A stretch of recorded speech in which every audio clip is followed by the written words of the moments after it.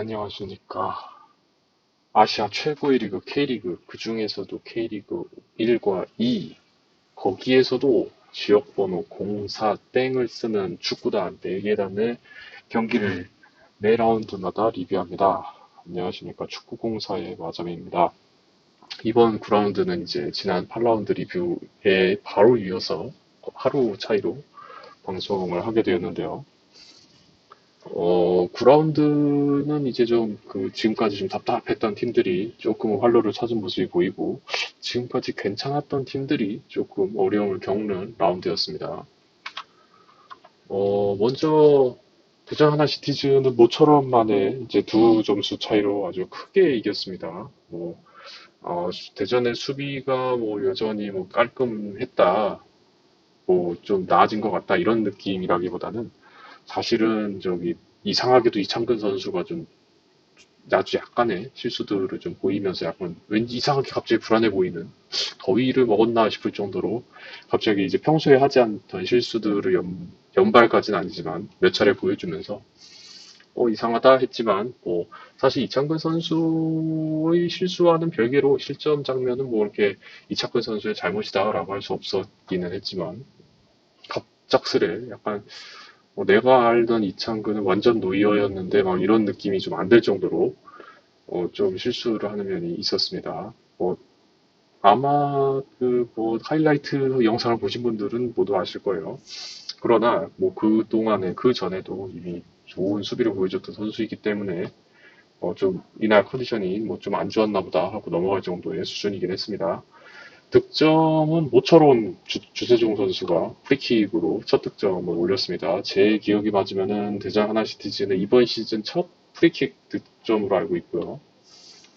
김승대 선수가 35분, 47분경에 이제 약간 인자기를 보는 듯한 만들어서 넣는다기보다는 조금은 운이 좀 따랐던 것 같은 골을 연속으로 득점을 하면서 3대1로 대전 하나시티즌이 승리를 하게 됩니다. 지난 8라운드 때 이제 대전의 속도가 영 살지 않는다, 너무 느리다라고서 이제 막 불평 불만을 7라운드 때부터 6라운드 때부터였나요? 하여튼 이전부터 꼭 꾸준히 해왔었는데, 이준규 선수라는 이제 새로운 U22 선수의 등장으로 이 친구가 이제 대전 하나시티즌 B팀에서 바로 올라온 선수인데, 이 선수가 이제 미드필더 쪽에 이제 활기를 불어넣어주면서 김인규 선수와 짝을 이루면서 아주 왼쪽 라인에 활기를 술술 불어넣어줬습니다. 그리고 또 뒤에 있는 또 배서준 선수, 이 친구도 이제 U22 선수이긴 한데, 역시 어린 친구답게 왕성한 활동량과 또 이제 탄탄한 기본기 등을 보여주면서 대전 하나 시티즌의 3대1 승리를 이끌었습니다. 어, 뭐, 과거에 제가 얘기했을 때 이제 대전의 수비 전환이니 공격 전개라느니 이런 것들이 너무 뻔하고 느리다 라고 수차례 강조를 했었고, 그거를 이제 이준규, 배서준, 김인균이라는 이 세 명의 선수로 대전이 이제 활력을 되찾기 시작하면서 어느 정도 수비 밸런스와 미드필더의 밸런스, 그리고 공격까지 이어지는 데 있어서 좀 많이 매끄러워진 모습을 볼 수 있었습니다. 한 줄 평으로는 이제 김인균, 이준규, 배서준 순으로 이제 젊은 피가 좋다는 이야기이긴 한데, 이 세 명의 선수뿐만 아니라 남은 선수들도 이제 조금씩 튀어나오면서 이제 팀이 전체적으로 조화를 이루면서 이제 강팀의 모습을 좀 보여주기를 기대를 하고 있습니다. 이대로 가면은 대전 하나 시티즌이 강등이 된다고 하면은 이제 축구공사에서 다루는 이제 공사 땡의 이제 지역번호를 쓰는 팀들이 다 K리그 2에 있는 일이 벌어지겠죠. 개인적으로는 그것도 나쁘지 않겠다라고 생각을 하고는 있습니다만, 그래도 이제 대전 하나시티즈는 이제 하나금융그룹이 이제 큰 뜻을 갖고 대전에 정착하기 위해 노력하는 구단이면서 또 이제 아시아를 넘어 이제 클럽 월드컵까지 또 이제 큰 그림을 그리고 싶어 하는 팀이기 때문에 개인적으로는 조금 한 몇 시즌도 한 세 시즌, 두 시즌밖에 못 버티고 또 다시 강등이 된다 그런다면은 좀 하나금융그룹에서 좀 이제 뭐라고 해야 될까요? 투자하는 방향을 좀 바꿀 수도 있겠죠. 그러다 하나금융그룹이 지금까지는 투자한 대로 순항을 거두고 있기 때문에 이런 정도의 시련을 또 어떻게 극복해 나갈지 보는 것도 뭐 축구를 보는 재미 중 하나가 아닐까 싶기도 합니다. 어제였죠. 서울 FC 서울이죠. FC 서울을 상대로 대전 하나 시티즌이 3대1로 크게 이기면서 이제 12팀이 되었고요. 12팀이면 일단 강등권에서는 벗어나 있기는 하지만 뭐 안심할 수 있는 순위는 아니에요. 개인적으로는 대전 하나 시티즌이 이제 상위 스플릿은 물론 이제 아시아 챔피언스 리그 티켓까지 노려야 하는 팀이라고 개인적으로 생각을 하고 있기 때문에 조금 아쉬운 결과가 리그에서는 이어지고 있습니다. 뭐 코리아컵에서는 순항 중인 걸로 알고 있는데 코리아컵을 우승을 해도 아시아 챔피언스 리그 티켓을 딸 수가 있거든요. 그거를 이제 도전을 해볼 수 있기 때문에 뭐 대전 하나 시티즌이 어느 쪽에 집중할지 잘은 모르겠지만 리그에 집중을 하는 게 팬들의 정신 건강에 좀 더 좋지 않을까라고 생각을 하고 있습니다. 내일 모레죠. 화요일 오후 7시 반에 김천 상무와 대전 월드컵 경기장에서 경기가 있습니다. 뭐 이미 하나원 큐앱으로는 오픈이 되었고 대전 월드컵 경기장에서 김천 상무 7시 반이면은 지금 한창 시원할 때거든요. 요즘 갑자기 날씨가 더워져가지고 많은 분들이 고생하고 계신데 9시 반이면 7시 반, 뭐 이 정도면 충분히 시원한 때 재밌는 경기가 나오지 않을까 합니다. 또 이제 김천 상무랑 대전 하나 시티즈는 이제 서로 K리그 1과 2를 서로 교차하면서 왔다 갔다 하면서 오랜 기간 만나지 못했던 인연도 있었거든요. 아마 지난 시즌부터 다시 만났을 텐데 김천 상무에서 이제 대전으로 와서 또 멋진 경기 펼칠 것이라고 기대를 하고 있습니다. 충남 아산 프로축구단은 0대5로 대패를 했습니다. 이미 전반전부터 3대 0이었어요. 그 이유는 잘 모르겠습니다. 김현석 감독이 스타팅 라인업을 좀 상당히 많이 바꿨는데 아직도 이 이유를 잘 모르겠습니다. 최훈 선수는 지금 포지션에서 지금 수비수로 나와 있고, 네. 그 외에도 이제 최치원 선수는 뭐 미드필더로 표기가 돼 있긴 하지만 옆에 포메이션을 보시면 아시다시피 그 본인들의 포지션이 좀 아닌 것 같은 느낌이 들어요. 물론 그 최치원 선수는 미드필더이기 때문에 뭐 이게 공격형 미드필더라든가 이제 윙으로서도 뛸 수 있는 좀 멀티 자원으로서 기대를 했다고 친다면 최훈 선수는 수비수인데 공격수로 나섰단 말이죠. 아마 뭔가 준비해온 시나리오가 있었거나 아니면은 이제 상대였던 서울 이랜드의 약간 그 윙백을 노리거나 아니면 이제 풀백을 노린 전술이 아니었을까 하는 생각이 좀 들기도 하는데 결론적으로는 전반에만 3대 0으로 밀리면서 대실패를 하고 말았습니다. 최훈 선수가 어떻게 뛰었는지 사실 경기에서는 잘 보이지 않았어요. 주닝요가 교체되는 시점에서는 팀이 1대 0으로 지고 있었기 때문에 뭐 썩 나쁘지 않았던 활약이었던 것 같지만 결론은 5대 0 대패를 했고 완전히 아산의 수비가 무너져 버렸습니다. 그냥 무수수 무너졌어요. 뭐라 말을 못할 정도로 심각하게 무너졌습니다. 박대원 선수는 이제 작년 아산의 최고 득점자이지만 아직 부상에서 회복한 지 얼마 안 됐기 때문에 강민규 선수와 30분에 주닝리오 선수와 마찬가지로 교체가 되었고요. 네, 이때 이후로 이제 팀이 갑자기 뭐에 홀린 마냥 날씨가 갑자기 더워져서 진짜 더위라도 먹은 것 마냥 아산의 수비가 와르르 무너졌습니다. 말 그대로 와르르. 잘할 때는 아산이 정말 잘하거든요. 그런데 이상하게 질 때는 지금처럼 와르르 무너지고 있고 또 서울 이랜드 팀이 득점이 그렇게 많은 팀이 또 아니에요. 네, 그렇게 득점이 많은 팀이 아니었는데도 이번에 충남 아산과 대등한 경기력 혹은 대등한 전력을 가진 팀으로 평가를 하고 있었지만 5대 0으로 와르르 무너지면서 네, 충남 아산이 역시 좀 쉽지 않은 리그를 계속해서 하고 있습니다. 경기력이 좀 들쑥날쑥한 느낌이 좀 들기는 해요. 뭐 이길 때는 어떻게 시원하게 이기고 질 때는 와르르 지거나 혹은 좀 아슬아슬하게 지는 경기는 좀 없었던 것 같기도 하고요. 네, 뭐 충남 아산이 좀그 골키퍼인 이영창 선수가 이날 처음 출전한 걸로 알고 있는데 굉장히 안 좋은 데뷔전을 치르고야 말았습니다. 사실 골키퍼가 어떻게 감당할 수 없을 정도로 이게 와르르 수비가 무너져 버렸기 때문에 기존에 계속 주전으로 나왔던 수비수들이 왜 갑자기 그렇게 무너졌는지 좀 의아합니다. 네. 뭐 부상 때문일 수도 있다고 생각을 하고는 있는데 그런 것 치고도 조금은 이해가 안 가는 선수 기용과 그리고 그 기용의 영향인지는 모르겠지만 아산 수비가 확실하게 무너졌습니다. 다음 경기는 또 이제 안양과의 경기가 있는데 충남 아산 FC가 이 충격을 어떻게 견뎌낼지 좀 궁금하긴 합니다. 뭐 팀을 추스릴 시간은 일주 정도니까 뭐 충분히 있다고 봐도 될 것 같기는 해요. 네, 5대 0의 패배가 오히려 이제 충남 아산에게 조금 더 좋은 자극제가 될지 여부는 이제 다음 10라운드에서 한번 봐야 할 것 같습니다. 천안 CTFC 역시 2대 1로 패배를 했습니다. 좀 눈물이 나는 장면이 좀 있었는데 눈물은 솔직히 좀 오바고요. 좀 팬들이 봤을 때 좀 안타까운 장면이 좀 몇 가지가 있었는데 일단 김포를 상대로 천안 CTFC는 딱 한 점 차이로 밀리고 있었습니다. 파울리뇨가 그 교체되어 들어오기 전까지요. 딱 한 점 차. 경기 양상도 그렇고 경기 흐름도 그렇고 딱 한 점 차로 밀릴 만큼의 실력 차이가 있었어요. 이 정도 실력 차이면 사실 컨디션이나 운에 따라서 이제 동점이 되기도 하고 역전이 되기도 할 정도의 아주 작은 차이인데 파울리뇨의 등장으로 4분 만에 동점골을 넣으면서 천안 CTFC가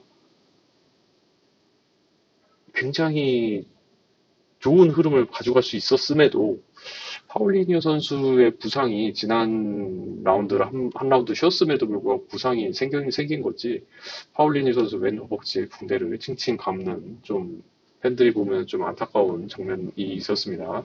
실제로 그 골을 넣는 경합 과정에서 이제 그 왼쪽 다리죠. 파울리뉴의 왼쪽 다리를 이제 수비수가 살짝 깔아뭉개는 장면이 있었는데 이게 뭐 사실 부상이 없으면 굉장히 자연스러운 장면이었거든요. 근데 부상 때문에 파울리뉴 선수가 좀 골을 넣고 나서도 기뻐하지 못하고 좀 괴로워하는데 그 괴로워하는 파울리뉴 선수의 왼 허벅지를 붙들고 의료진이 붕대는 아닐 겁니다. 아마 테이프겠죠.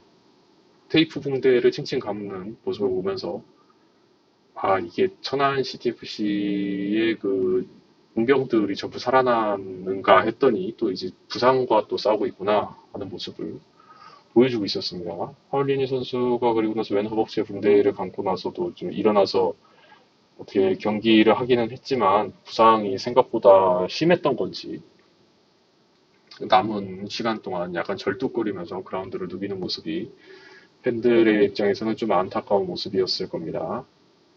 천안의 유일의 해결사가 돼버렸어요, 파울리뉴가. 나머지 모따 선수도 사실 머리가 굉장히 좋은 선수인데 머리 근처에 볼을 거의 가져다 대지 못하면서 뭐 무기력하게 천안 CTFC가 2대 1로 패배를 했습니다. 1대 1 동점이 됐음에도 딱 한 골, 딱 한 골의 전력 차이 때문에 2대 1로 마무리가 되었습니다. 다음번에 이제 김포를 만났을 때 천안 CTFC가 어떻게 복수를 할지 혹은 이 파울리니 선수가 건강한 모습으로 다시 돌아올지 좀 기대를 해봐야 할 것 같네요. 김포의 적장이 아마 고정운 감독님으로 알고 있는데, 고정운 감독님이 요즘 뭐, 그팀 성적이 좋다 보니, 뭐 좀 김포 자체가 좀 상승세를 타는 일이 있었다고 합니다. 일이 있었고, 이 경기 또 좀 약간 아슬아슬하게 승리를 하면서 그 분위기를 이어갈 수 있겠죠. 그래서 천안시티는 안 그래도 꼴찌인 팀이 다시 패배를 통해서 이제 반등의 여지 없이 13위로 경기를 마쳤고 다음 문제도 안산 그리너스 이 쉽지 않은 팀을 만나서 또 경기를 치르게 됩니다. 물론 홈으로 불러들이기 때문에 천안이 좀 유리하다 볼 수 있을지는 모르겠지만 이게 봄이 지나고 이제 여름이 가까워지면서 이제 각 구단의 잔디에 슬슬 새순이 올라오고 있는 것 같이 이제 좀 잔디가 파란색 빛이, 녹색 빛이죠. 녹색 빛이 돌기 시작했습니다. 올 시즌 초처럼 이제 공이 땅에 박히거나 들 굴러가거나 그런 모습을 좀 찾기 힘들어졌어요. 이제 각 구단의 잔디들도 이제 생기를 점점 찾아감에 따라서 이 변해가는 잔디에 따라서 승부의 변수가 생기는 일은 점점 줄어들지 않을까라고 생각을 하고 있습니다. 네, 다음은 방금 전에 경기가 끝난 충북 청주 FC의 경기는 이제 0대0 무승부 부천과의 경기였고요. 부천과의 경기는 사실 제가 그 경기 막바지 부분밖에 보지 못했지만 그 아주 아주 좀 그 약속된 듯한 경기 같은 느낌이 들었어요.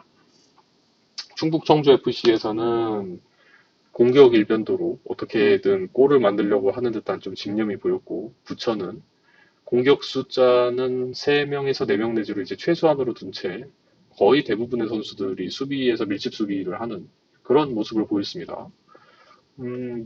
마치 너 그렇게 할 줄 알았어. 내가 막아줄게. 너 그렇게 막을 줄 알았어. 내가 뚫어줄게. 막 약간 이런 느낌.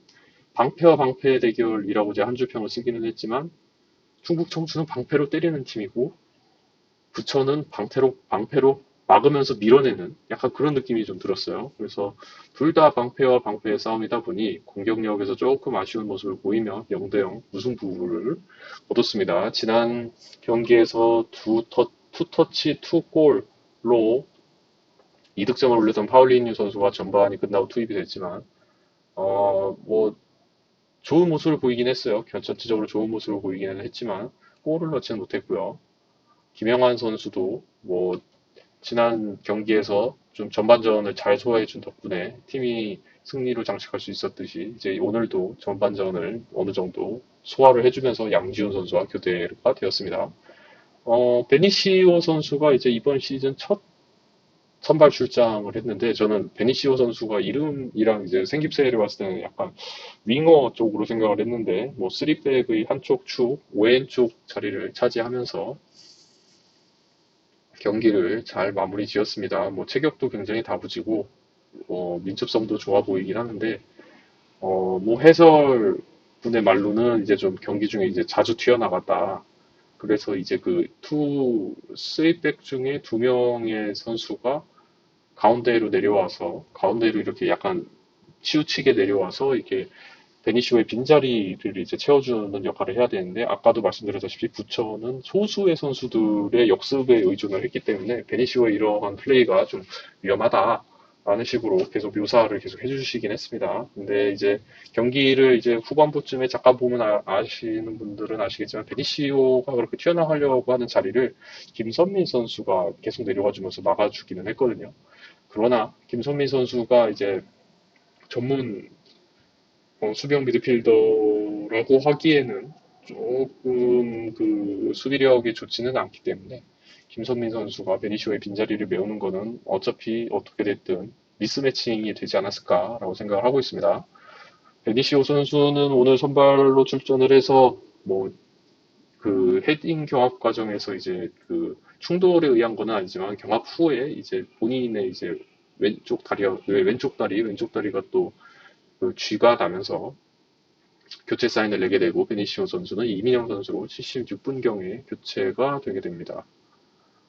뭐 나쁘지 않았던 것 같고 뭐 이제 지난 경기에서 이제 파울리니오 선수가 이제 두 골 터트리면서 이제 좀 용병이 좀 이제 교체를 해내는 용병으로 이제 그 선수들을 돌려막을 수 있는 상황이 됐고 거기에 이제 베니시오 선수도 괜찮은 데뷔전을 치르면서 두 선수로 이제 그 선수단을 이제 거의 반쯤은 반쯤은 아니죠. 두 선수가 이제 선수단에 녹아들면서 이제 교체 선수로서 좀 더 여유를 갖게 되는 최은경 감독으로서는 조금은 선수 카드에 대한 여유를 갖게 되는 좋은 소식이 아니었을까 싶긴 합니다만 희한하게 부천전을 지금 4경기 연속으로 지금 무득점 행진을 달리고 있어요. 충북 청주 FC가. 이유는 잘 모르겠습니다. 뭐 아까도 제가 잠깐 말씀드렸지만 이제 마치 서로 이렇게 합을 맞춘 것 같은 경기를 보이는 것도 그렇고 두 번째로 이제 사실 후반전 추가 시간에 부천에서 닐슨 주니어가 헤딩골로 한 점을 넣었거든요. 그런데 이제 VAR을 통해서 오프사이드로 판정이 되는 바람에 이게 취소가 되긴 했었는데 충북청주 입장에서는 다행이다 싶은 장면이었고 어, 수비를 3명, 4명이서 혹은 이제 미드필더진까지 좀 동원을 해가면서 간결하게 해냈던 반면에 공격 작업에서는 영 좋지 않은 모습들을 계속 보여주고 있고 파울리니 선수가 좀 혼자서 고립되는 장면이 많아지면서 공격으로서는 조금 아쉽게 경기를 풀어나가지 못했던 충북청주 FC였습니다. 아마도 이 공격은 그 지난 8라운드 전까지 경기를 다 미루어 봤을 때 약간 그 뭐랄까요? 약간 패턴에 의했다라기보다는 경기 흐름상 자연스럽게 들어간 느낌도 아니고 약간 빈약해 보이는 공격진의 느낌을 지울 수가 없기는 했습니다. 뭐 그런 거에 대한 문제점은 이제 감독인 최은겸 감독님이 누구보다 잘 알고 있겠죠. 하지만 다행히도 이제 충북 청주 FC는 선수단 규모가 작은 임에도 불구하고 이제 2명의 용병 선수를 이제 교체가 되었든 뭐가 되었든 쓸 수가 있다. 그리고 이제 그 어떻게 되었는지는 모르겠지만 그 아직 용병 한 명 이제 일본인 친구 미유키로 기억을 하고 있는데 미유키 선수가 아직 있거든요. 서브 명단에 들지는 못했지만 아마 이제 그 3명의 용병의 선수들이 서로 다른 매력을 가지고 팀에 도움이 되기를 좀 기원을 해봅니다. 네, 충북 청주 FC는 순위가 지금 4위로 돼 있는데 사실 오늘 경기 무승부가 반영이 되지 않은 순위예요. 아마 한두 계단 정도 떨어지지 않을까 예상을 하고 있는데 충북 청주 FC는 다음 경기가 10라운드가 이제 서울 이랜드 어웨이 경기 아산을 박살냈던 이제 서울 이랜드와의 경기가 있고요. 그다음에 11라운드는 휴식, 12라운드는 이제 부산을 홈으로 불러들이면서 경기를 하게 됩니다. 서울 이랜드가 어제 이제 아산을 상대로 어마어마한 공격력을 보여줬는데 사실 충북 청주 FC는 뭐 전체적으로 밸런스가 좋은 팀이고 이제 누구 하나 특출나다는 느낌이 없긴 하지만 상당히 좋은 조직력을 갖고서 상대를 이렇게 요리하는 팀이거든요. 그런데 이제 서울 이랜드의 이제 그 강력한 공격력을 어떻게 막아낼지 좀 기대가 되는 부분이긴 합니다. 네. 뭐 전체적으로 대전 하나 시티즌이 이겼다 했더니 이제 나머지 세 개 팀 중 1무 2패로 좀 좋지 않은 성적을 거두고 있네요. 대전이 좀 져야 다른 구단이 살아나는 건지는 잘 모르겠습니다만, 뭐 일단 대전 하나 시티즌 팬분들에게는 그래도 어떻게 좀 팀이 활력과 활기를 찾은 것 같아서 다행이다라고 생각하면서 이제 김천 상무를 맞이하게 되고, 충남 아산 프로축구단은 5대 0이라는 이거는 실력패 수준을 이미 뛰어넘은 거거든요. 이미 3대, 개인적으로는 3대 0은 이미 실력패인 거고, 5대 0은 이거는 실력 차입니다. 실력 차. 많은 실력 차가 난 거예요. 물론 이제 종이 한 장의 차이점으로도 패배하는 게 이제 프로의 세계다 보니까 실력 차이도 났지만 이제 충남 아산 프로축구단의 그 선수단의 컨디션 그리고 감독의 판단까지 이렇게 잘못 이루어지게 되면서 좀 큰 패배를 당했지만 이거를 어떻게 극복하게 될지도 충남 아산 프로축구단 팬분들은 기대가 될 것 같습니다. 절망을 봤을지는 모르겠지만 개인적으로는 충남 아산의 경기력이 들쑥날쑥하기 때문에 안양 때는 또 괜찮아지지 않을까라고 좀 희망을 보고 있습니다. 천안 CTFC는 이제 용병들 3명이 전부 살아나나 했는데 파울리니 선수가 언제 어떻게 당한 부상인지 모르겠지만 맨허벅지의 부상이 생각보다 심각해 보였고 못다 선수도 몸은 건강해 보이는데 약간 골 감각이라든가 좀 그 못다 선수를 받쳐줄 만한 그런 상황이 못다 선수가 좋아할 만한 상황이 많이 나오지 않아가지고 조금 어려워하는 모습이 있었고 사실 이때 경기도 못다 선수의 기회가 아예 없었다고는 할 수 없었지만 못다 선수가 그 기회를 살리기에는 조금 어려웠을 수도 있겠다 하는 장면이었기 때문에 못다 선수의 부활과 파울리드 선수의 이제 부상 회복이 좀 천안 CTFC가 이제 꼴찌에서 벗어나는데 좀 도움이 되게 하지 않을까라고 기대를 해봅니다. 이용희 선수나 뭐 이광진 선수, 뭐 구대영, 신영민, 최상원, 뭐 김성준 이런 선수들은 정말 열심히 뛰어주고 있거든요. 잘 뛰어주고 있기는 한데 그 약간 운이 없는 거 없어 보이기도 하지만 지금 뭐 팀이 꼴찌기 때문에 뭐 이렇게 운을 떠나서 그 너무 용병에 의존하는 게 아닌가 싶은 생각이 좀 들기도 합니다. 약간 공격 전개 부분을 이제 용병들에게 이제 딱 떼어놓고서 떼어놓고 나머지 부분을 이제 국내 선수들만으로 이렇게 커버를 하려고 하는 모습이 축구는 11명이서 하는 경기인데 그러면은 이제 8대 8대 10이 될 수도 있거든요. 8대 10이면 무려 2명이나 차이가 납니다. 이 2명의 차이를 천안 CTFC가 뭐 어느 팀이 됐든 천안 CTFC가 됐든 어느 팀이든 2명의 차이는 좀 이겨내기 힘들겠죠.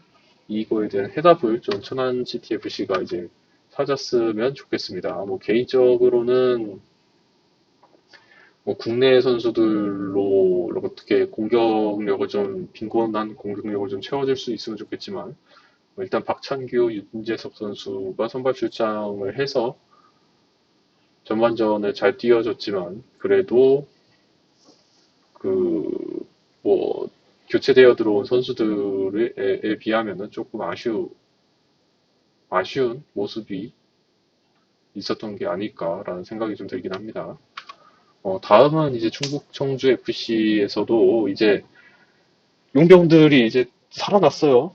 뭐 부분적으로 확인하긴 했지만 뭐 파울리니 선수, 베니시오 선수 오늘 괜찮게 뛰어줬기 때문에 이제 순수 한국인 스쿼드로 운영이 되던 충북 청주 FC에서 이제 조금의 여유 있는 카드 2장이 생긴 셈이고 김선민 선수도 이제 시즌 초기에 그 영입이 되어서 이제 지지난 라운드였나요? 제 기억에 맞으면 5라운드인가 4라운드 때부터 이제 팀의 중심이 되어서 뛰고 있는데 팀에 잘 녹아들었거든요.